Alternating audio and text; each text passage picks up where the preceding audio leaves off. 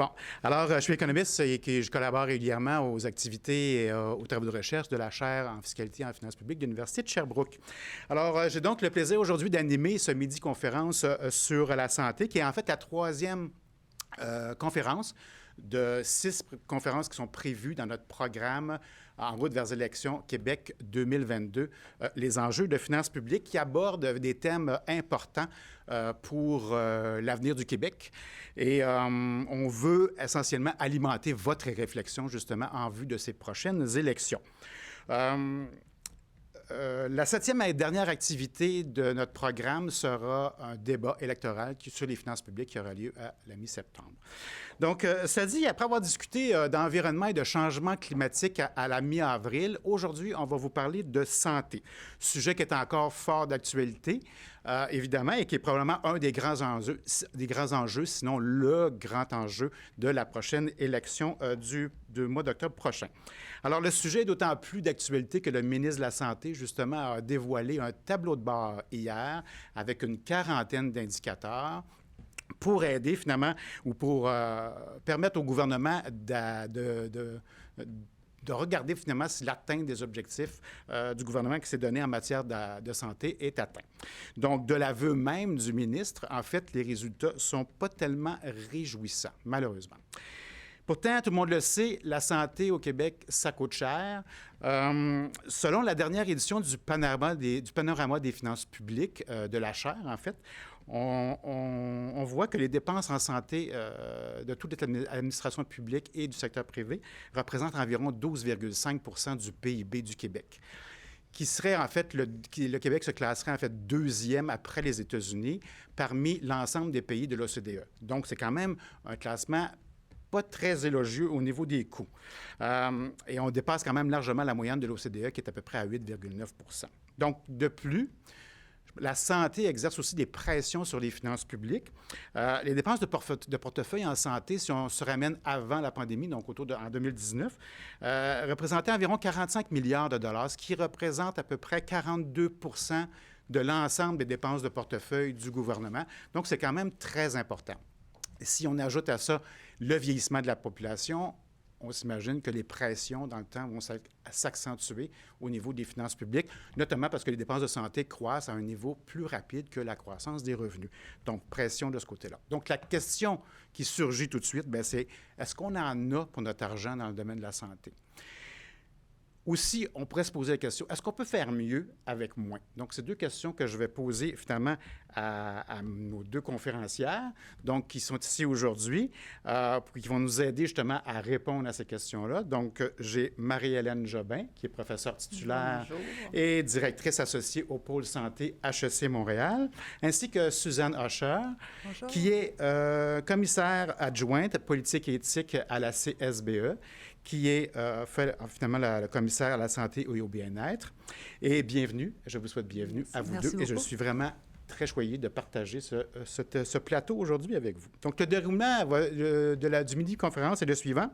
Marie-Hélène et Suzanne vont faire une présentation d'environ une quinzaine de minutes chacune. Par la suite, je vais animer une période de discussion où je vais, entre autres, transférer finalement les questions du public à nos deux conférencières et je suis certain qu'elles seront nombreuses. D'ailleurs, à ce sujet, je vous invite à soumettre vos questions dans la section questions et réponses de votre Zoom et ensuite, je serai votre porte-parole. Je transférerai finalement les questions à vous. Donc, sans plus tarder, Marie-Hélène, je vais te céder la parole et j'espère que tu vas nous aider à trouver des solutions justement pour améliorer notre système ou l'efficacité de notre système de santé. Puis peut-être que tu vas nous parler aussi un peu du plan du ministre Dubé. Alors, je te laisse la parole, Marie-Hélène. À toi. Alors, merci de me recevoir ici. C'est un honneur là, de pouvoir venir partager avec vous certaines réflexions, certaines idées. J'ai intitulé la présentation d'introduction avec le titre un peu provocateur de prescription pour remettre sur pied notre système de santé. On est beaucoup de médecins au chevet de ce système. Alors, je viens ajouter ma voix à cette cohorte.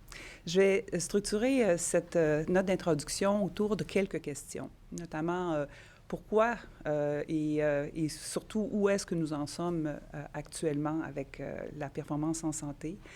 qu'est-ce que nous voulons aussi de notre système de santé? J'aimerais quand même revenir sur ce point-là pour savoir quelles sont les priorités qu'on devrait mettre de l'avant. Comme vous le disiez d'entrée de jeu, je voudrais revenir nécessairement sur le plan du ministre Dubé et savoir est-ce que ça va dans le bon sens et que dire aussi du tableau de bord là, qui vient d'être préparé.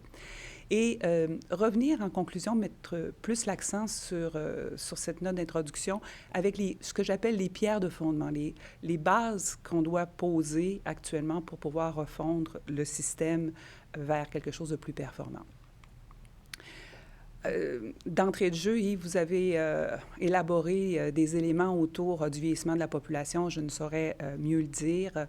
En plus de ça, ça va complexifier, vous le savez, la difficulté de donner des soins. Ce n'est pas juste la quantité de gens, c'est aussi les comorbidités qui viennent s'ajouter à la difficile équation. On le sait aussi, on a une rareté de main-d'œuvre importante au Québec avec aussi un changement d'attitude ou un changement de relation au niveau de l'emploi avec la génération Z et la génération des millennials qui demandent des choses différentes. Le marché, je pourrais dire, de l'emploi, des soins de façon générale n'est pas nécessairement celui dans lequel nos plus jeunes veulent évoluer. On a aussi un réseau qui a été extrêmement perturbé par la pandémie, beaucoup fragilisé. On a demandé beaucoup aux soignants, aux gestionnaires durant cette période. On a aussi un réseau qui était auparavant usé par les réformes. Alors, il y a eu plusieurs réformes qui ont été faites et celle de 2015 a été extrêmement difficile pour la gestion et pour la quête de sens aussi des équipes. Je me sens en perspective parce que je pense que c'est important de voir quels sont les moyens ou les ressources dont on dispose pour pouvoir aller plus loin. C'est un réseau aussi qui a été très fragilisé dans sa gouvernance de proximité, ce qui fait en sorte que, il faut recréer ces liens de confiance-là, et c'est d'autant plus important justement à cause du changement d'attitude face à l'emploi dont je parlais, pour pouvoir donner du sens et une raison de rentrer au travail à tous les jours à tout le monde. C'est un réseau aussi qui est très, très politisé. On règle souvent les cas pratiquement des patients à l'Assemblée nationale. On a nécessairement toutes les fédérations médicales, les ordres professionnels et aussi les syndicats qui créent beaucoup de tensions autour des enjeux de la santé. Et ça n'aide pas non plus pour flexibiliser le système et avoir un esprit d'innovation pour améliorer le tout. Malgré tout, vous le savez, d'excellents soins pour tout le monde. Je voudrais peut-être juste situer la performance du Canada dans une perspective un peu plus globale. Je pense que Suzanne va y revenir tout à l'heure, mais pour dire, on n'est pas particulièrement bon pour l'argent qu'on met dans le réseau. On est 10e sur 11, puis c'est bien parce que les États-Unis font particulièrement mal. Si on regarde un peu la structure ici sur le graphique, je souligne qu'il y a des très bons soins. On est pas mal en milieu peloton des pays industrialisés, mais tout ce qui a trait à l'accessibilité, à l'équité ou les indicateurs de santé globale de notre population, c'est pas très, très reluisant. Et ce qui est dommage aussi, c'est que le Québec, au sein de la Fédération canadienne, ne se classe pas particulièrement bien. Donc, l'Ontario, la Colombie-Britannique, le Manitoba, là, pas le Manitoba, je veux dire, mais l'Alberta ont des choses à nous montrer. Du moins, on devrait écouter pour essayer de donner plus de valeur pour l'argent qu'on investit et avoir des meilleurs indicateurs de santé. Qu'est-ce qui nous a amenés là? Et c'est pas faute d'avoir eu et des consultations et des recommandations au cours des dernières années. Au cours des 35 dernières années, il y a la Commission Rochon, la Commission Claire, Ménard, on va tous les nommer à peu près. Vous avez un résumé, une petite synthèse ici des principales. On a beaucoup fait de recommandations et d'analyses et c'était particulièrement judicieux. Alors, je repense notamment à la Commission Claire, où est-ce qu'il y a eu la création des idées des GMF, des premiers GMF, qui se sont déployés, mais qui a encore pas mal de travail à faire pour optimiser leur efficacité. La première ligne, les soins à domicile aussi avaient été pensés ou repensés plutôt de ce point-là. On avait aussi avancé à ce moment-là toute la dépolitisation du système, chose qui n'est toujours pas en place et que ça prend beaucoup de courage pour réussir à y parvenir, on est tout à fait certain. Donc, On laisse la chance aux coureurs, bien entendu, pour le rapport de la commissaire qui est arrivé en 2022. Il faut quand même prendre le temps au niveau du gouvernement pour pouvoir mettre ça en place. Modestement, en 2017, nous avions, Pôle santé, fait un rapport. L'originalité du rapport, c'est qu'on s'était d'abord demandé qu'est-ce que la population veut pour son réseau de santé. Alors, on avait à ce moment-là identifié plusieurs freins et plusieurs cailloux dans les souliers là, que la population souhaitait améliorer. On avait discuté de ça avec des experts, avec des spécialistes du domaine de la santé. On avait aussi complété ça avec des entrevues. Et vous voyez ici la liste des points qui avaient été soulevés lors de cette étude. Bureaucratie, gaspillage aussi de différentes ressources, surconsommation aussi des usagers. Le manque de centralisation avait été aussi, de décentralisation, je veux dire, trop de centralisation. La rigidité de façon générale du système et les problèmes d'accès et le manque de médecins aussi avaient été soulignés à ce moment-là. Donc, est-ce qu'il y a quelque chose qui a été fait? Pas grand-chose. On avait fait des recommandations aussi à ce moment-là, notamment sur une nouvelle gouvernance clinique qui est fondée sur des données probantes, un rôle accru aussi des professionnels, des infirmières, des pharmaciens en particulier, plus de coordination interétablissement, une plus grande utilisation des technologies de l'information et aussi plus de support aux programmes de prévention et de promotion de la santé. Je prends le temps de parler de ce point-là en particulier. On est beaucoup dans une logique, et je pense que la pandémie n'a pas du tout aidé dans ce sens-là, où est-ce qu'on va aller vers le curatif, vers la prestation de soins. C'est très hospitalo-centré actuellement, nos réflexes, alors que si on veut, de façon générale, augmenter nos indicateurs de santé, avoir une population plus en santé qui va vivre plus longtemps en santé et mourir vieux, si possible, on le souhaite, il faut basculer notre état d'esprit vers le préventif, vers la médecine curative, pas curative, mais la médecine préventive, la génomique et aussi de meilleures habitudes de vie. Il faut passer d'un modèle de soins à un modèle de parcours de santé davantage. J'ai laissé de côté aussi le premier, l'élément sur la livraison plurielle des services. En fait, c'est ce qu'on avait appelé il y a 5 ans, c'est vers une meilleure harmonisation, puis une relation beaucoup moins conflictuelle entre les prestataires privés et prestataires publics. Il y a moyen de mieux organiser les choses. Oui, l'intelligence des systèmes et la gouvernance doit demeurer au public, mais dans les faits, au niveau de la livraison, il y a beaucoup plus à faire et plus d'harmonie entre ces éléments-là. On en vient à ces conclusions-là aussi avec le rapport du ministre Dubé. Est-ce qu'il y a des choses qui ont été faites dans les 5 dernières années? Il y a eu une pandémie, entre autres, donc on ne peut pas juger les gouvernements en place d'immobilisme. Il y a aussi des conditions particulièrement difficiles qu'on a vues récemment. Et tout récemment, avec la publication du plan du ministre Dubé et cette semaine du tableau de bord, la question qu'on se pose ou que Yves posait d'entrée de jeu, c'est est-ce que c'est un bon plan? Est-ce qu'on a les bonnes clés? Moi, dans mon premier point, là, si j'avais à réduire ça à une seule phrase, oui, c'est un bon plan. Je pense qu'on est allé frapper sur des clous extrêmement importants, tant au niveau des priorités en matière de services, que soulever aussi, et c'est là-dessus que je vais insister sur le reste de ma présentation, davantage là, sur les pierres de fondement. Donc, stabiliser les équipes, l'investissement en TI dans les systèmes, l'importance des données et avoir une réflexion qui est basée sur la valeur. Je pense que c'est ça les points les plus importants. Mais il y a encore du chemin à faire. Malgré un tableau de bord où les cibles sont indiquées, on n'est pas encore à une granularité qui est intéressante au niveau des établissements et au niveau des différents services qui sont donnés dans chacun des établissements. Donc, les 5 points que je voudrais couvrir pour les dernières minutes qui me restent, c'est vraiment la création de valeur, l'information et la technologie, aller parler un peu de stabilisation des équipes. Je voudrais glisser un mot sur les responsabilités et les rôles des médecins, puisque ce sont des acteurs importants, clés dans l'ensemble de l'architecture du réseau, et terminer avec l'empowerment des usagers et des patients. Alors, je débute sans plus attendre sur encourager la création de valeur et mettre de l'avant l'importance de miser sur des processus performants. On a eu les mauvais réflexes par les années passées que dès que ça allait pas, ce qu'on faisait, on y allait à coups de réforme. Mais c'est pas c'est pas les réformes qui portent la valeur, c'est vraiment les processus qui portent la valeur.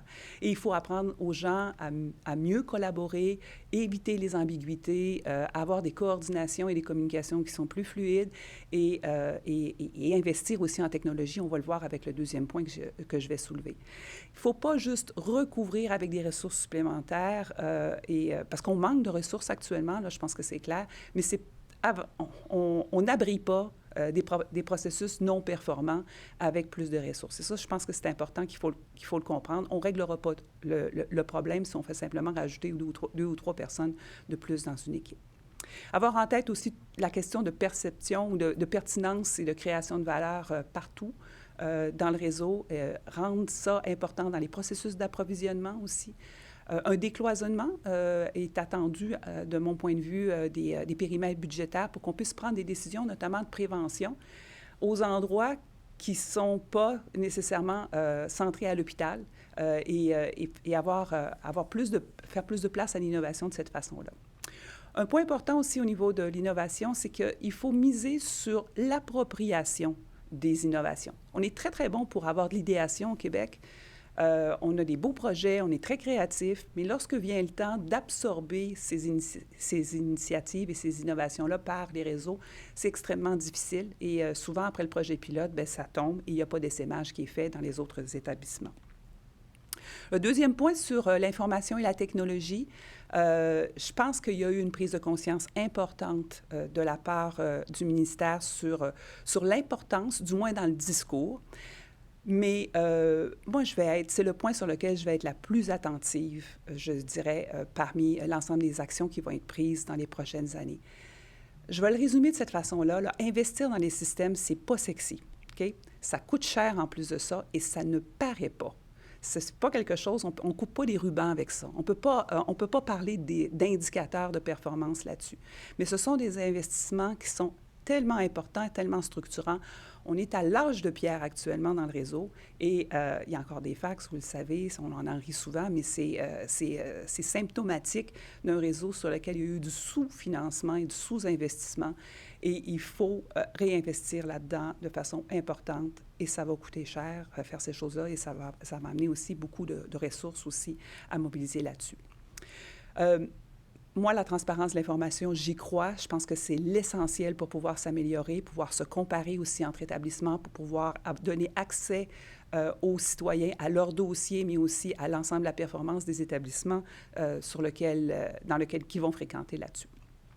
La stabilisation des équipes, je pense que c'est quelque chose qui a été bien compris au niveau du ministre Dubé et de son équipe, mais il y a beaucoup à faire. C'est un système qui est en convalescence présentement et c'est important pour la qualité des soins. Des équipes volantes ou le recours aux gens d'agence, ça doit être fait avec très grande parcimonie pour la qualité et la sécurité des soins des patients, aux patients, mais aussi pour le moral des troupes, aussi le moral des gens. On a besoin d'avoir des équipes et une gestion de proximité aussi qui est importante et qui est responsable et imputable de ces résultats. Un petit mot sur les médecins, puisque ce sont des gens qui ont eu une formation d'exception, sont parmi les meilleurs, et du moins ceux qui avaient des résultats scolaires les plus spectaculaires dans leur parcours scolaire avant d'être acceptés en médecine. Moi, j'ai la prétention de penser qu'ils peuvent beaucoup pour le réseau. Mais ils peuvent beaucoup, pas simplement pour livrer des soins, mais aussi pour prendre charge de continuum de services et de comment leurs soins, l'acte médical s'intègre à l'intérieur d'une prestation qui est beaucoup plus large que simplement l'acte auquel on les convie. Ça demande une rénovation aussi de l'ensemble du cocktail pour la rémunération. On parle beaucoup de capitation, c'est-à-dire pour un groupe de médecins, mais il y a possiblement aussi des actes qui pourraient être plutôt rémunérés ou mieux rémunérés à salaire, et ça doit inclure aussi une variable de performance, c'est-à-dire qu'est-ce que j'ai fait avec les ressources qui m'entourent aussi et avec lesquelles je collabore. Santé globale des patients, bien entendu, mais aussi toute la question d'efficience et d'efficacité des services qui sont offerts. Le dernier point que j'aborde avant de terminer, c'est l'empowerment des usagers et des patients. Actuellement, je le disais d'entrée de jeu, on est plutôt dans une logique de soins et de curatif plutôt que dans une logique de prise en charge de notre propre trajectoire de santé. Bien, et la population le demande d'abord. On l'a vérifié en 2017 avec notre sondage. On l'a aussi, on a une population qui est de plus en plus aussi, je dirais, instruite et autonome. Donc, on peut confier de plus en plus de choses. L'approche patient-partenaire rentre là-dedans. Tout le courant de télémédecine qui a pris un essor important durant la pandémie nous a prouvé que oui, il y a plusieurs choses qu'on peut laisser les usagers eux-mêmes gérer. Les soins à domicile aussi vont devoir monter. Et la médecine préventive, la médecine de précision, la génomique aussi, doivent faire partie du vocabulaire et de notre nouvel arsenal pour pouvoir apprivoiser la santé et rester le plus longtemps, justement, en santé jusqu'à la fin de nos jours. Alors, c'est là-dessus que je vais conclure. Yves, je remercie pour le temps imparti. C'est moi qui vous remercie. Vraiment extrêmement intéressant. On voit qu'il y a beaucoup de défis. Il y a beaucoup d'éléments, beaucoup de questions qui peuvent surgir après cette présentation-là. Mais merci, on y reviendra avec la période de questions. Maintenant, après avoir écouté, on reviendra avec des questions après avoir écouté justement Suzanne, qui, elle, va essayer de nous parler plus des expériences canadiennes, puis de voir un peu, est-ce qu'on peut s'inspirer de ce qui s'est fait ailleurs au Canada pour justement améliorer notre système de santé au Canada. Alors, Suzanne, je te laisse la parole sur le sujet. Merci. Merci beaucoup. Je suis bien contente d'être ici aujourd'hui. Je suis bien au CSBE maintenant, mais je vous parle aujourd'hui comme chercheur dans la chaire de recherche du Canada en design et adaptation des systèmes de santé où je travaille avec Jean-Louis Denis pendant plusieurs années sur cette question de comparer les systèmes de santé au Canada dans les différentes provinces. Alors aujourd'hui, je vous parle de ce qu'on peut apprendre des projets de réforme des provinces canadiennes au cours des dernières décennies. Ah, j'ai besoin du clic. Oui, excusez-moi. Merci. Du détail technique. L'informatique, on est bon, oui. Ça marche? Ça marche. Oui. Alors, on parle de valeurs en santé et c'est hyper important, c'est sûr, mais c'est notre objectif central, vraiment, mais c'est calculer la valeur représente un défi. Les résultats importants pour les patients sont difficiles à quantifier. C'est aussi complexe de tenir compte des coûts sur toute une trajectoire de soins. On avance vers la valeur, alors, en comprenant les caractéristiques des systèmes performants, et il y a beaucoup de recherches là-dessus, qui sont des marqueurs plausibles de valeur dans nos systèmes. Alors, il y a beaucoup de recherches qui ont été faites là-dessus et on arrive avec des caractéristiques de systèmes performants et c'est un peu répétitif avec les travaux du HEC et ce qu'on vient d'entendre.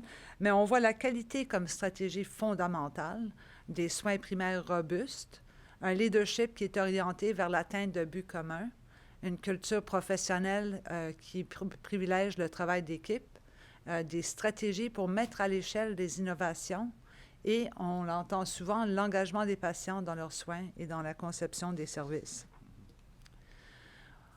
Au Canada, les provinces ont certaines vulnérabilités en ce qui concerne la création de valeur. Alors, Pierre Gerlier-Forêt et Daniel Martin en ont identifié 7. On a des politiques pharmaceutiques qui n'assurent pas un accès équitable et abordable aux médicaments. On est un peu mieux au Québec qu'ailleurs, mais ça demeure problématique dans les autres provinces. On a des systèmes informatiques qui n'appuient pas l'amélioration continue, et là, on est un peu moins bien que les autres.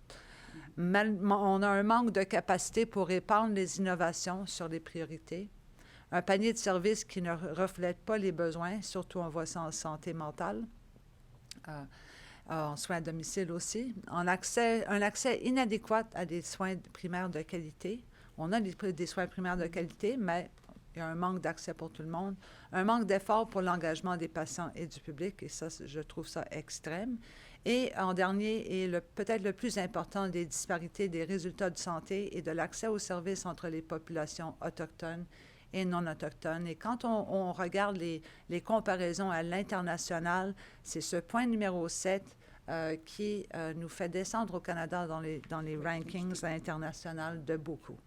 Et alors, c'est trop souvent négligé. Alors, il y a certaines de ces vulnérabilités qui sont liées à l'architecture des systèmes de santé au Canada.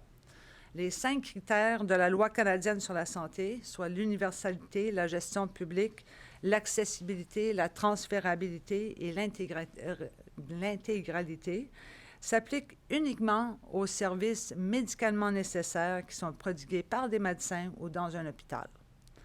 Cette circonscription de notre couverture universelle ainsi que le statut indépendant des médecins, ce qui constitue vraiment le pacte fondamental du Medicare canadien, influence les réponses possibles à ces vulnérabilités. Certains y voient un gel de paradigme. C'est le fameux M. Lazare avec son Paradigm Freeze, un livre qui est sorti en 2013. Mais les efforts d'amélioration de la valeur continuent alors à l'intérieur de cette architecture. Et le Canada nous offre un laboratoire qui permet de comparer les stratégies de réforme adoptées par différentes provinces à l'intérieur d'un même contexte.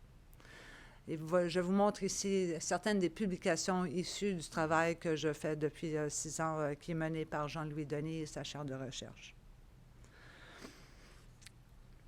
On a étudié là-dedans des objectifs énoncés par les gouvernements sur 20 ans dans 7 provinces canadiennes. On a regardé les stratégies de réforme adoptées pour rencontrer ces objectifs, les réponses des acteurs du système et les capacités et les conditions politiques influentes. Nos questions principales étaient comment les stratégies de réforme prennent-elles forme? Quelles capacités sont évidentes dans la poursuite de ces réformes et que peut-on apprendre des différences entre les provinces? Alors, on voit 5 visées principales qui sont exprimées dans les politiques et les plans d'action des gouvernements. Il y a 2 slides ici, mais je vais montrer le deuxième, il est là. Ça ne rentrait pas sur une slide. Alors, les 5 principales étaient d'améliorer la gestion des maladies chroniques, d'aligner les acteurs et les ressources aux objectifs des gouvernements, de transférer les ressources des institutions vers les communautés, de favoriser l'intégration des médecins au système de santé, souvenons qu'ils sont entrepreneurs indépendants, et de développer de nouvelles capacités. Alors, si on les regarde, ces priorités reflètent des préoccupations communes qui sont issues de la démographie, le vieillissement de la population, le besoin de contrôler les coûts, réduire les temps d'attente et aussi on a la complexification constante des soins de santé. Les 2 figures illustrent des similarités. Ça, c'est les carreaux, alors vert, c'est en place. Ou ça l'était au moins en 2019, parce qu'on a arrêté l'étude en 2019, puis c'est en mouvement, c'est sûr. Le vert pâle, oui, il y a quelques signes. Et le gris, c'est vraiment un peu... on n'a pas misé beaucoup là-dessus dans cette province-là au cours de 20 ans. Alors, ils illustrent les similarités et les différences dans les stratégies de réforme adoptées dans cette province pour tenter d'adapter leur système de santé. Alors, si on prend juste un exemple, on a, cet objectif d'améliorer la gestion des maladies chroniques et les trajectoires de soins. Alors, on voit 5 stratégies qui ont été utilisées dans les réformes des différentes provinces. Alors, on a les incitatifs aux médecins de famille, mais là, ça demande une capacité de mesure et de monitoring des activités. Qui demandent aussi d'autres, comme les dossiers santé électronique. On a les modèles publics de soins primaires et des ententes avec des groupes de médecine familiale. L'implication d'autres acteurs dans l'offre de soins primaires. Un appui pour les communautés de pratique pour collaborer sur des innovations. Un engagement des communautés et des patients. Surtout dans la gouvernance et la planification des services, mais aussi et surtout peut-être dans la capacité d'autogestion des maladies chroniques. Alors, si on regarde les incitatifs aux médecins de famille, le mode de paiement alternatif, le APP qui est sur ce graphique, et ça c'est alternatif au paiement à l'acte, ça encourage des activités spécifiques visant à prévenir et à contrôler les maladies chroniques. On voit là une façon d'orienter le travail des médecins vers des priorités gouvernementales, aussi patients, mais gouvernementales, pour réduire le fardeau des maladies chroniques. La mise en œuvre et l'impact de ces incitatifs dépend d'une capacité de monitorage, non seulement des activités, mais aussi des résultats. On a besoin d'un dossier santé électronique, une capacité de collecte et d'analyse de ces données et un retour aux acteurs principaux, les médecins, pour une amélioration de la pratique et idéalement des soutiens pour l'adoption de bonnes pratiques qui vont avec. Alors, on voit à partir de cette graphique là, la part des paiements alternatifs qui pourrait être un indicateur de cet alignement de la pratique médicale avec des priorités gouvernementales. Alors, le pourcentage dans l'enveloppe totale des médecins de famille est assez variable, mais en Ontario, ils ont réussi, c'est presque 60% de cette enveloppe. Un autre exemple pour la gouvernance clinique, là, en Alberta, des réformes successives ont permis le développement de communautés de pratique entre les prestataires tout au long d'une trajectoire de soins. La province soutient des structures pour permettre la collaboration entre les spécialistes, les médecins de famille, les professionnels et gestionnaires de la santé et les patients. Ensemble, ils développent et mettent en œuvre des pratiques et processus innovants. Il existe maintenant 15 de ces Strategic Clinical Networks, on les appelle, construits autour de problèmes de santé différents. Le premier, qui était en orthopédie, on calcule que ça aurait libéré 50 000 lits d'hôpital depuis 2009, en assurant que les patients soient bien préparés pour leur chirurgie de la hanche ou du genou et qu'ils soient mobilisés rapidement et efficacement par la suite. Plusieurs professionnels non médicaux peuvent être appelés à contribuer à la gestion des maladies chroniques. Alors, l'Ontario était la seule province à mettre en place des cliniques autonomes menées par des infirmières praticiennes. On en voit 26 qui ont été établies en Ontario et c'est en compliment aux équipes santé-famille qui sont un peu l'équivalent de nos GMF ici. Mais aussi, si on regarde sur la carte, on voit que l'Ontario en compte 3 451, et il y en a peut-être plus aujourd'hui, versus nous, on est à 545, et c'est vraiment minime dans les autres endroits. Et ça, c'est malgré une autorisation professionnelle qui date depuis 2012. Les patients et les communautés sont les acteurs de premier plan dans la prévention et la gestion des maladies chroniques. La Colombie-Britannique se distingue par des réformes pour soutenir des programmes d'autogestion, en plus d'offrir une multitude d'occasions de participation citoyenne dans le développement des politiques et des programmes. La province assume même la responsabilité de maintenir à jour la liste des ressources d'autogestion disponibles dans chaque communauté de la province. D'autres provinces ont multiplié des comités conseils à différents niveaux. En Alberta, chaque SCN est muni de conseillers patients. Alors, on voit que les SCN, en plus de rassembler les professionnels et les médecins, ont en effet créé un tout nouveau forum pour rassembler les prestataires et les usagers pour aller vers l'innovation. Alors, la mise en œuvre de réformes reflète des capacités politiques. Et ça, c'est dans le sens de des politiques et non de la politique qui sont présentes dans chaque province. On voit 3 types de capacités qui se manifestent au niveau des systèmes, du système, de l'organisation et de l'individu. Les capacités analytiques assurent que les projets de réforme contribuent à l'atteinte de ces objectifs. Et comme a dit Marie-Hélène, on pense ici aux grandes commissions, mais aussi au niveau des organisations, des indicateurs de performance et au niveau individuel aux champions cliniques de pratiques innovantes. Les capacités politiques, dans le sens de la politique, ça mobilise les acteurs et ça assure l'acceptabilité et la faisabilité des réformes. Ces capacités prennent forme de partenariats avec des associations prestataires, la création d'agences intermédiaires, un peu comme les comités, les conseils qualité qu'on a vu émerger dans plusieurs provinces. Les capacités opérationnelles traduisent les intentions politiques en pratique et modes d'organisation.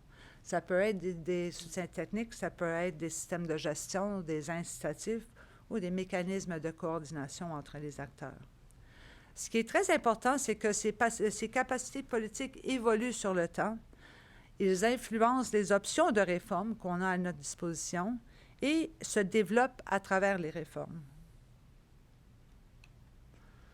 Alors, ce qu'on apprend, c'est que les diverses réformes sont adoptées dans chaque province, rarement de manière intégrée, ordonnée et soutenue, disons-le, que différentes capacités contribuent à inciter et mettre en œuvre les réformes, et ces capacités se développent sur le temps avec beaucoup d'efforts.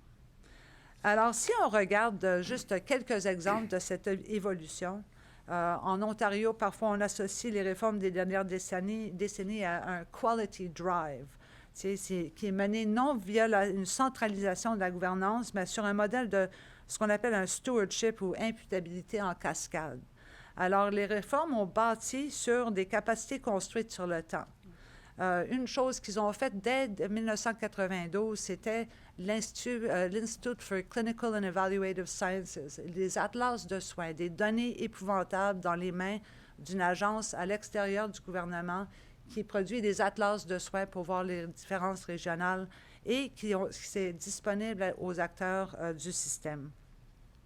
Alors ce développement-là, les données, ça permet la mise en œuvre de systèmes de gestion des listes d'attente avec le Cancer Care Ontario, le Wait Times Information Strategy et un monitoring de la qualité des soins. Et ensuite, ils ont instauré des mécanismes d'imputabilité tant dans les hôpitaux que dans les équipes santé-famille. Et ça dépend de ce fondement de données et de données qui sont acceptées, qui sont de qualité, qui sont disponibles et transparents aux différents chercheurs et gestionnaires. En Alberta, les Strategic Clinical Networks, qui semblent être un très bon modèle, ils sont nés grâce aux capacités analytiques individuelles d'un médecin orthopédiste, un docteur Cy Frank qui s'appelait, mais ce sont des capacités politiques et opérationnelles au niveau systémique et organisationnel qui permettent leur expansion à l'échelle de la province.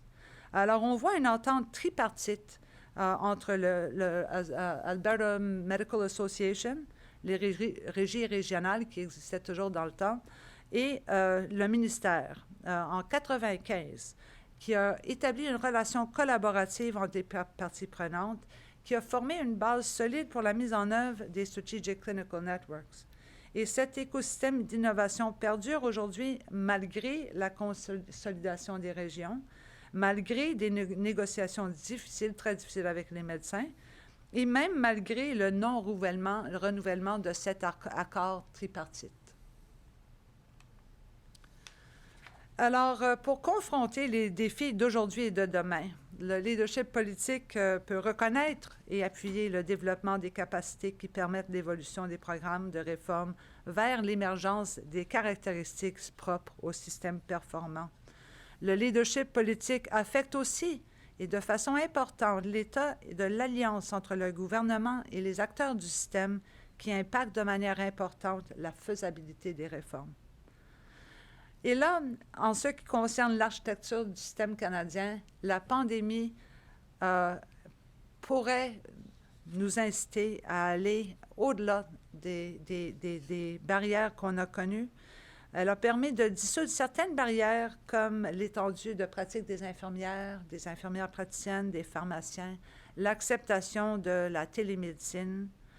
Elle a aussi souligné, et on verra ce que ça donne dans les années à venir, mais ce n'est pas pour la première fois, mais ça l'a fait avec force, la nécessité d'aller au-delà du noyau des services médicaux et hospitaliers dans nos projets de réforme, avec une possible rééquilibrage de l'importance accordée aux différents acteurs de notre système. Merci de votre attention. Ouais. Merci beaucoup, Suzanne. Merci à vous deux pour deux excellentes présentations. Je m'aperçois qu'au Canada, le problème est aussi complexe qu'il peut l'être au Québec. Que les solutions qu'on aussi on essaie de trouver des meilleures solutions. C'est pas toujours facile. C'est comme... je vous pose une première question. En tant qu'animateur, je me permets de poser la première question, même si j'ai des questions du public que je vais vous adresser. Je pense que Marie-Hélène, tu le disais très bien, puis on le voit aussi dans les autres provinces. Des commissions, on en a eu, des études, des rapports. Qu'est-ce qui fait qu'aujourd'hui, j'étais content d'entendre que le plan du ministre Dubé était quand même un bon plan. Je suis content aussi d'entendre qu'on a des bons soins aussi au Québec. Mais qu'est-ce qui fait qu'aujourd'hui, on peut s'attendre à ce que des actions qui sont proposées vont vraiment être mises en place, puis qu'on est vraiment dedans, là? Est-ce que la COVID aide à Oui, bien, je vais rebondir là-dessus en premier. D'accord. Oui, la COVID a aidé dans le sens où est-ce que ça a été une prise de conscience collective importante. La santé a toujours été dans le haut des préoccupations de tous les Québécois depuis les dernières années. Mais je pense que ça a d'autant plus été une prise de conscience de l'importance et de la fragilité du réseau avec la pandémie. Les ingrédients ou les conditions gagnantes qui pourraient être réunies aujourd'hui, je vais vous le dire, j'ai pas voté pour eux, c'est pas ça. Mais je trouve que l'attitude actuellement du ministre Dubé en particulier, elle est rafraîchissante, très rafraîchissante. D'abord, il y a beaucoup d'humilité. Reconnaissance aussi peut-être des erreurs ou des errances, sans mettre le doigt nécessairement sur le bobo, de tourner, je veux dire, le couteau dans la plaie pour dire que c'est l'ancien gouvernement qui a fait ça. On reprend les choses, on nettoie l'ardoise, puis on retrousse nos manches. Je sens ça. Et aussi une volonté de dire, on ne réinventera pas tout. On a eu, dans les dernières années, justement, beaucoup de recommandations. On ne retracera pas notre propre sillon. On va simplement prendre les bonnes idées qu'il y a eu et on ne travaillera pas sur les structures. J'en parlais tout à l'heure. On va travailler sur la mise en place d'éléments qui sont importants pour avoir des prestations de services. Fait que moi, ça me dit quelque chose. J'ai le goût d'y croire, probablement. C'est peut-être ça. Et autres éléments, puis ça, c'est plus sur l'agenda politique. Il y a de fortes chances que ce gouvernement-là soit reporté au pouvoir une deuxième fois. Ça laisse donc une fenêtre de 4 ans devant eux. Donc, le plan, avec un bon 4 ans pour travailler, s'il y a le courage politique qui est derrière, peut-être qu'on va réussir à ébranler les colonnes du temple puis réussir à faire quelque chose avec le réseau de la santé. Mais de grâce, il faut dépolitiser le truc et travailler sur des réformes de fond sur les dynamiques entre les acteurs aussi. C'est ce que je répondrais. Intéressant, c'est rafraîchissant d'entendre ça. Suzanne, je ne sais pas si tu veux rajouter quelque chose ou... Mais il y a un élément que je trouve intéressant que j'ai entendu, c'est dépolitiser, parce qu'on l'a entendu aussi quand on a discuté d'environnement puis changement climatique, puis on revient encore avec la dépolitisation. Moi, je pense que c'est ça qui fait en sorte d'abord, on se déchire la chemise devant les médias ou dans des forums de table de négociation. Et tout est monté en épingle, tant à l'Assemblée nationale. Moi, je pense qu'on est mieux pour une genre de, pas une agence, mais comme on a à côté une régie de l'énergie. Une séparation entre le politique et Je pense que oui, ça serait au grand bénéfice de tout le monde dans le réseau. Donc, c'est comme un peu si le ministère est un peu trop présent dans les opérations. Oui, Suzanne, c'est intéressant de parler de dépolitisation parce que si on fait ça avec... l'imputabilité doit rester à quelque part. Oui. Et une des raisons qu'on mise tellement sur la dépolitisation maintenant, c'est parce qu'on a perdu tellement de forums d'imputabilité aux autres niveaux. Alors, je pense qu'on est là-dedans avec la pandémie, ça nous a amenés là, mais je pense que c'est un ingrédient vraiment essentiel. Alors, on veut dépolitiser au niveau provincial, mais ce n'est pas pour abandonner la responsabilité politique ou gestionnaire pour nos soins. Alors, je pense que c'est vraiment, il faut préciser là-dessus. Ouais. Mais moi aussi, je suis encouragée avec le plan du ministre Dubé parce qu'il n'a pas peur de dire on doit absolument aller chercher les données. On doit investir. C'est quelque chose qu'on n'a pas encore réussi à faire pour nous permettre d'aller de l'avant avec d'autres plans. Et la raison que je vous ai montré les 2 lignes du temps au départ, c'est parce que on doit construire sur nos bases. Puis si nos bases ne sont pas là, on n'arrivera pas au bon résultat avec une réforme. On ne peut pas juste décider de faire quelque chose. On doit être sûr qu'on a les informations qu'on a besoin pour monitorer, pour évaluer, pour offrir des incitatifs aux bons endroits. Ouais. Ça, je pense que j'ai compris ça de vous deux. En fait, c'est pas une réforme que ça nous prend, c'est vraiment, on améliore la gestion, puis on oublie la réforme, on va déstabiliser encore le réseau. Donc, on travaille vraiment sur les processus. Puis ça, je trouvais ça intéressant. J'ai une question du public. La première, c'est, l'argent est-il surtout dépensé pour les professionnels de la santé ou bien pour la bureaucratie? Je vais ou veux-tu que... Ben, je veux juste dire qu'on s'est aperçu durant la pandémie que le manque de gestionnaires de proximité nous a vraiment mené en erreur, puis a vraiment causé des situations de détresse, disons-le. Alors, administration, à quel niveau, on pourrait vous demander, mais je pense que c'est une balance qui est fragile et les gestionnaires ont certainement un rôle super important dans notre réseau, ainsi que les acteurs de première ligne. Ouais, je ne rajouterai pas un mot là-dessus. J'ai une deuxième question que je vous pose aussi, mais des fois c'est un peu plus précis, mais des fois ça vaut la peine d'en discuter. Qu'est-ce qui nous empêcherait d'engager des médecins à salaire pour, par exemple, désengorger les urgences, où ils travailleraient sur des horaires réguliers, n'auraient pas à se soucier d'avoir un bureau, de gérer comme des entrepreneurs, etc. Qu'est-ce que vous pensez de ça? Est-ce qu'on pourrait avoir des médecins à salaire plutôt de... Je pourrais dire, parce que il y a une belle combinaison qui est possible. Alors, il y a toujours eu, on dit que les CLSC, les médecins à salaire en CLSC, ça n'a pas marché parce que les médecins ne voulaient pas, puis ils ont monté un front contre ça. Il y a certains médecins qui ont travaillé, qui ont été très contents en CLSC. Dans les autres provinces, on voit des modèles, les Family Care Teams en Alberta, des Community Health Centers en Colombie-Britannique puis en Ontario. Et ils réussissent à attirer des médecins. Alors, ce n'est pas tous les médecins qui veulent travailler là, mais c'est une très belle option. Et je pense qu'on a peut-être avec les GMF, parce qu'on voit les médecins des CLSC qui ont transféré leur pratique en GMF parce que tous les incitatifs du gouvernement étaient misés sur des GMF. Alors, on a déstabilisé ce qui était la proportion des médecins qui auraient peut-être voulu rester comme salariés ou dans un CLSC. Je pense qu'il y a la place pour beaucoup plus de modèles et qu'on ne devrait jamais avoir un seul modèle pour tous les médecins, pour tous les patients. Et j'espère qu'on prendra conscience de ce fait dans notre système bientôt. Ouais. Je suis tout à fait d'accord. Il ne faut pas oublier aussi la contribution d'une rémunération à la capitation. Qui est peut-être justement la réponse dans plusieurs cas, surtout dans le cas d'une prise en charge de première ligne populationnelle. En fait, c'est s'occuper des indicateurs de santé d'une population et de veiller à leur bien-être. C'est pas à salaire, mais il y a des heures qui doivent être données et ces heures-là ne sont pas simplement des axes, c'est aussi étudier des dossiers, faire des liens avec d'autres professionnels de la santé. Si on en arrivait à pouvoir implanter une capitation ou un modèle par capitation au niveau de la première ligne, je pense que ce serait extrêmement intéressant pour le réseau de la santé. À salaire, oui, dans certains cas, peut-être à l'urgence, effectivement, mais c'est possible aussi pour la santé publique, notamment. C'est probablement un des modèles les plus intéressants pour la santé publique. Donc, dépendamment des médecins, dépendamment des endroits où ils opèrent, en fait, qui font leurs activités, je pense c'est un cocktail qui doit être composé. Et ce cocktail-là, je rappelle, ne doit pas aussi être à l'extérieur de la question de la performance.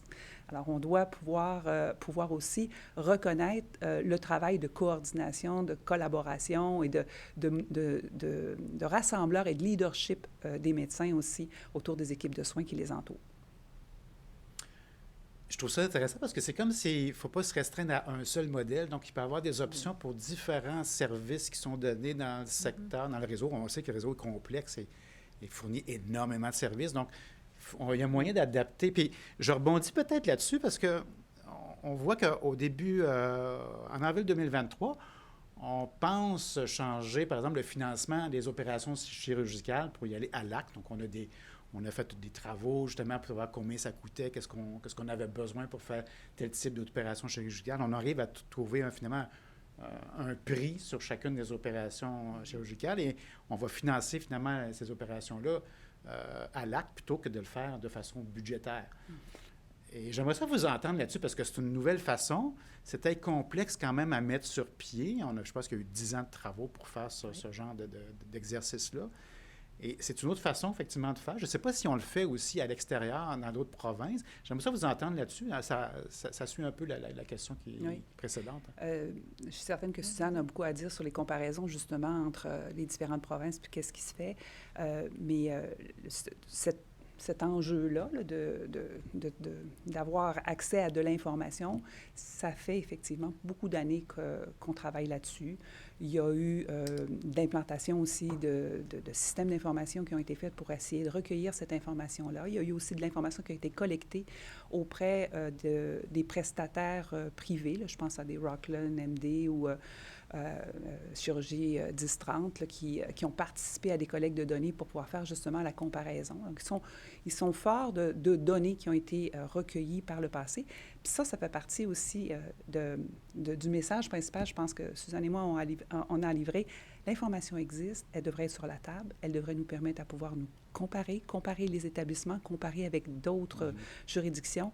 Si les données ne sont pas parfaites, c'est justement en les rendant publiques qu'il va y avoir un incitatif à les corriger ou à les expliquer ou à aller à fond puis gratter pourquoi, par exemple, on a des coûts systématiquement plus élevés dans tel contexte. Peut-être c'est simplement parce que ce n'est pas calculé de la même façon, mais justement, c'est le déclencheur qui va nous permettre de comprendre comment les processus derrière fonctionnent et de pouvoir justement trouver les meilleurs moyens de faire les améliorations. Donc oui, moi j'y crois beaucoup. Je pense que c'est peut-être pas la façon de rémunérer, mais c'est certainement la façon d'étudier le réseau. On verra après pour le financement, c'est deux choses quant à moi. Pour l'instant, on ne sait même pas où sont nos coûts et la population ne reçoit pas de facture non plus lorsqu'elle sort d'une intervention chirurgicale. On n'a aucune idée de ce qu'on a dépensé comme ressources. Cette conscientisation-là, simplement, serait déjà une valeur en soi. Je suis sûre que tu veux compléter, tu as plein de trucs. Je veux juste ajouter que si on prend le modèle, parce que une chirurgie n'est jamais seulement une chirurgie. C'est la personne qui rentre dans un état ou un autre, plus fragile ou autre. On a les complications qui peuvent surgir durant une chirurgie, puis il y a le rétablissement par la suite. Alors, il y a beaucoup de variables. Alors, je suis bien d'accord, c'est une excellente idée. On a besoin de données, on a besoin de prendre conscience des coûts associés à nos services médicaux. Mais ces variables-là sont complexes. Et on voit en Ontario, ils ont introduit une part de leur paiement disons, comment on appelle ça, là, mais en tout cas, à financement à l'activité. Financement à l'activité dans les hôpitaux. Ils n'ont pas progressé plus qu'une certaine proportion, parce que c'est complexe. Okay. En France, c'est la même chose. Ils sont allés de l'avant, ça fait un grand nombre d'années. Ça a même reculé un peu parce qu'on voit que c'est complexe.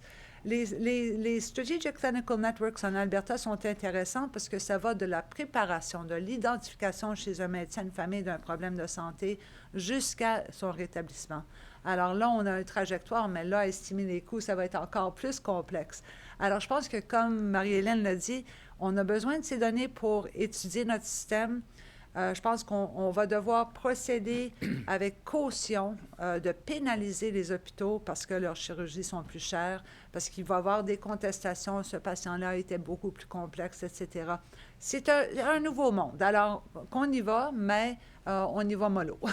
Ça serait mon message. Non, je comprends bien, le tableau de bord du ministre, c'est vraiment un pas... un bon pas en avant pour essentiel. Avoir ce n'est qu'un début, semble-t-il, parce qu'il y aura aussi, ça va se rajouter, il va y avoir plusieurs indicateurs qui vont se rajouter. Donc, c'est vraiment un début d'informations très intéressantes pour permettre de mieux gérer, finalement, par la suite. J'ai une autre question du public. Il y en a une que j'aime particulièrement. S'il y a une seule chose à prendre en exemple ailleurs ou en changer en priorité, ce serait quoi? Est-ce que c'est réalisable? Puis, on commence par quoi? En fait, c'est un peu sur les questions. Qu'est-ce qu'on devrait faire là? Qu'est-ce qui est prioritaire? Qu'est-ce qu'on fait? Qu'est-ce qu'on doit changer en priorité? Moi, je pense que c'est large. De mieux utiliser les autres professionnels, les patients, les autres membres, les autres acteurs dans notre écosystème de santé et de voir ce qu'ils peuvent faire. Parce qu'on a fait beaucoup entre nous durant la pandémie. On a des groupes communautaires, on a nos ESSAD en soins à domicile, on a les patients, les proches aidants, on a les infirmières praticiennes, on a les paramédicaux, on a toutes sortes d'exemples des pharmaciens. Et on a vu ces déblocages avec la pandémie pour voir que ces autres professionnels peuvent prendre un peu plus du fardeau du maintien en santé et des ordonnances, etc., des renouvellements. Et peut-être qu'on pourrait réussir dans cette période post-pandémique à surmonter les barrières qui nuisent à leur entrée en fonction ou l'augmentation de leur capacité. Ouais. Je trouve que c'est un excellent point, mais pour ma part, il y a peut-être... Mon cœur balance entre deux éléments. L'information. Ouais. Vraiment, là, on en a parlé tous les deux, mais c'est l'information qui est... la connaissance, là, c'est la clé pour pouvoir trouver justement où on doit s'investir, où on a des besoins. Fait que je pense que information, transparence, refondre des systèmes, ça paraît pas toujours, mais c'est ça dont on a besoin actuellement.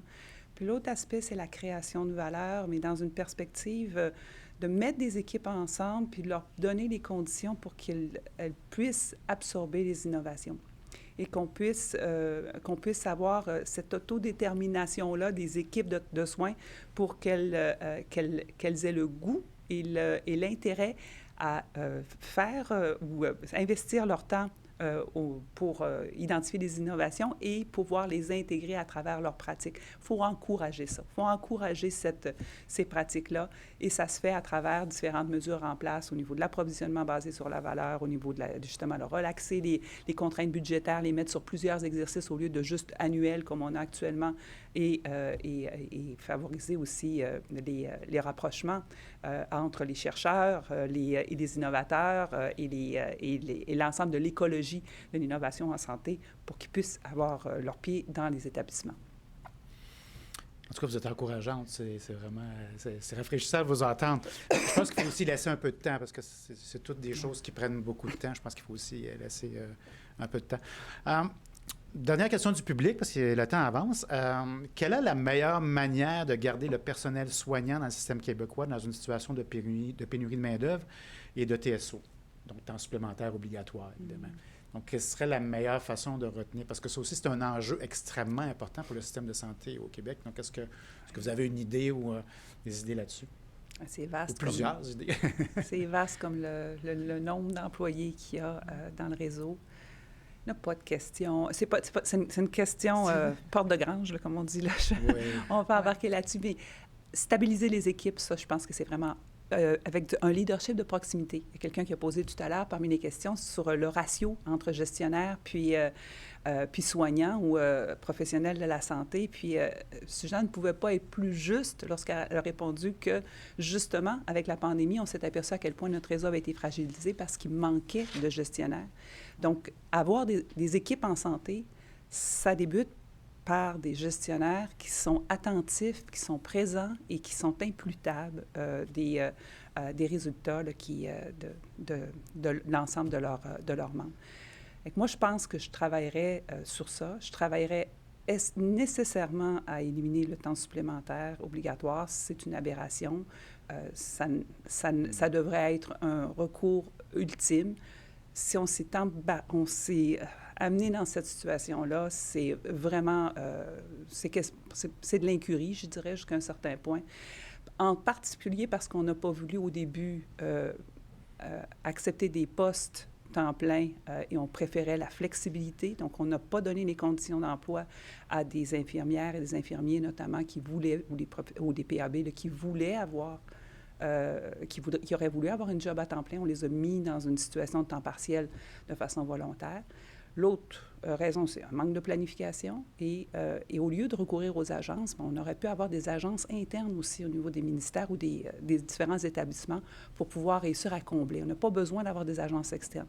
Moi, ce que je disais tout à l'heure, c'est la question de la qualité des soins qui sont liés au personnel d'agence. C'est pas qu'ils ne savent pas leur métier, mais ils ne savent pas la coordination et la collaboration et la communication avec l'équipe qui est en place. Donc, on est obligé de faire beaucoup de compensations dans les équipes régulières, on est obligé d'expliciter des choses.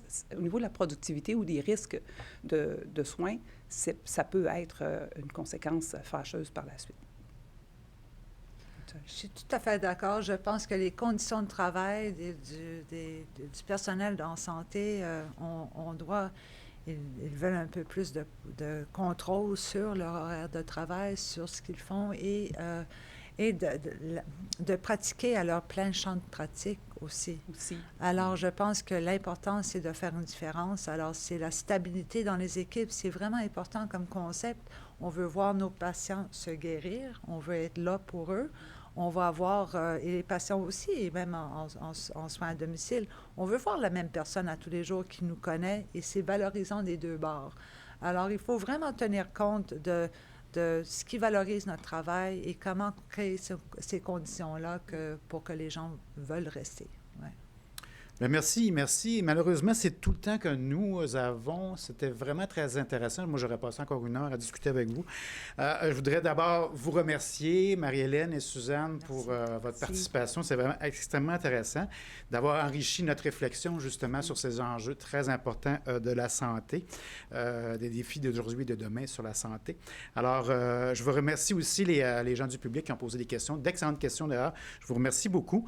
Je voudrais remercier notre partenaire financier, soit l'Association de planification fiscale et financière, l'APFF, ainsi que nos partenaires de diffusion, qui sont l'Association des économistes québécois, le Cercle Finance du Québec, Cyrano et les comptables professionnels agréés, les CPA.